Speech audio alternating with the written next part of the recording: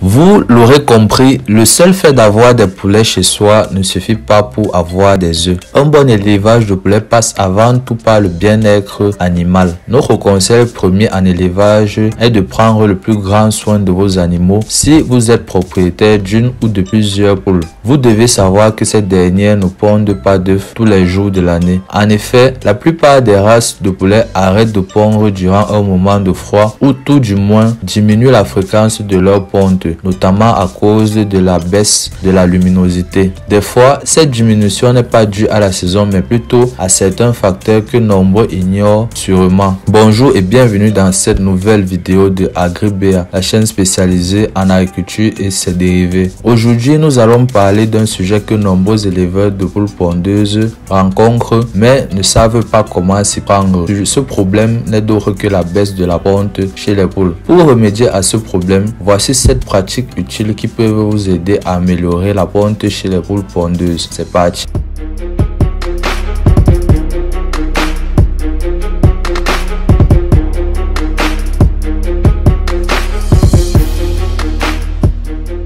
La première astuce pour augmenter la ponte chez les poules est d'utiliser les... Procurez-vous des orties fraîches et écrasez-les à l'aide d'un mortier, puis mélangez-les. Ensuite, vous devez les mélanger avec la nourriture que vous donnez à vos poules et vous verrez que la ponte n'en sera que plus stimulée. En deuxième astuce, adoptez une alimentation riche et variée. Si vos poules ne pondent pas assez à votre goût, c'est que tout simplement, vous ne leur donnez pas une alimentation suffisamment équilibrée. Pour remédier à cela, veillez à ce que vos poules se nourrissent principalement d'un mélange complet, spécialement créé pour poules pondeuses. Vous pourrez également leur donner les restes de vos repas, mais cela ne doit pas constituer leur alimentation principale. Par ailleurs, veillez à augmenter leur ration de nourriture quotidienne afin qu'elles puissent bénéficier de suffisamment de calories pour pondre. En troisième astuce, il faut à vos poules pondeuses plus de lumière. Pour que vos poules puissent pondre, elles nécessitent au minimum 14 heures de lumière par jour. Laissez-les donc sortir de leur poulailler quand elles le souhaitent afin qu'elles puissent s'exposer au soleil. Vous pouvez également installer les lampes dans le poulailler afin d'augmenter la luminosité,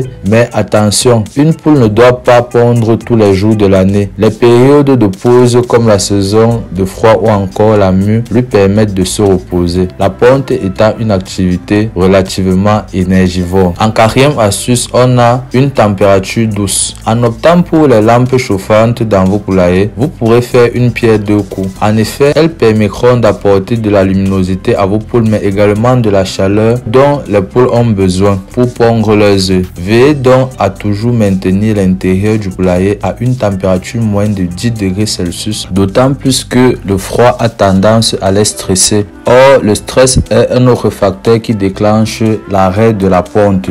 En cinquième astuce, nous avons une bonne hygiène de vie. Si vos poules sont infestées par les parasites ou qu'elles vivent dans un poulailler sale qui n'est jamais nettoyé et où la litière n'est jamais changée, elles risquent de s'arrêter de pondre. Ainsi, il est essentiel de procéder au nettoyage de poulailler chaque semaine. En sixième astuce, nous avons l'air ou l'aération. Dans les bâtiments d'élevage modernes, la bonne qualité de l'air est indispensable au maintien de la santé et de la productivité du temps des personnes qui travaillent, mais également des animaux qui y séjournent. Pour parvenir à de bons taux de croissance et de production, il est bien entendu que les animaux doivent bénéficier d'un air de bonne qualité. Le rôle primordial d'un système de ventilation et de chauffage est de faire entrer suffisamment d'air frais à l'intérieur du bâtiment, de maintenir à une certaine température et des niveaux acceptables d'humidité, de gaz, de poussière et d'odeur. En septième et dernière astuce, nous avons l'utilisation des anti-stress.